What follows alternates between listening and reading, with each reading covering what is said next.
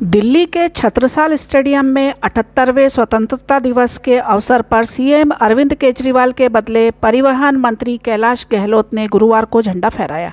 इस दौरान कैबिनेट मंत्री आतिशी गोपाल राय भारद्वाज और इमरान हुसैन भी मौजूद थे। परिवहन मंत्री कैलाश गहलोत ने कहा, अरविंद केजरीवाल आधुनिक स्वतंत्रता सेनानी हैं।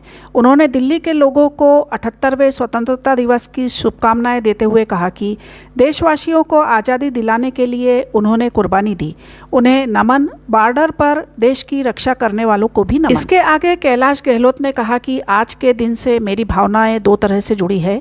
हमारे कितने वीर सपूतों ने जान की बाजी लगाकर हमें आज़ादी दिलाई, लेकिन मन व्यथित है कि आज लोकतांत्रिक रूप से चुने गए सीएम जेल की सलाखों में हैं।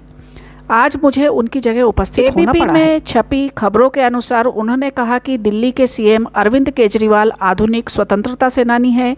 उन्होंने काम की सजा के तौर पर जेल में जाना स्वीकार किया, लेकिन लोकतंत्र का हनन करने वालों के सामने झुकना स्वीकार नहीं किया। क्या इसलिए हमें आज़ादी मिली थी कि एक दिन चुने हुए सीएम को जेल में डाल दिया जाएगा?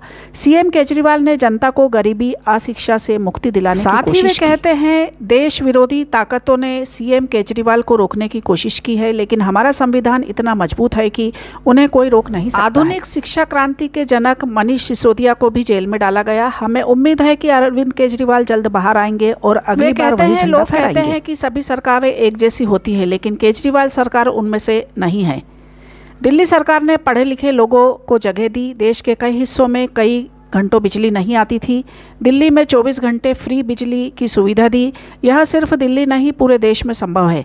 आज देशवासियों को चुनना है कि करोड़ों के कर्ज माफ होंगे या जनता के लिए दिल्ली सरकार के कामकाज का जिक्र करते हुए वे कहते हैं, प्रदूषण कम करने के लिए सरकार लगातार काम कर रही है।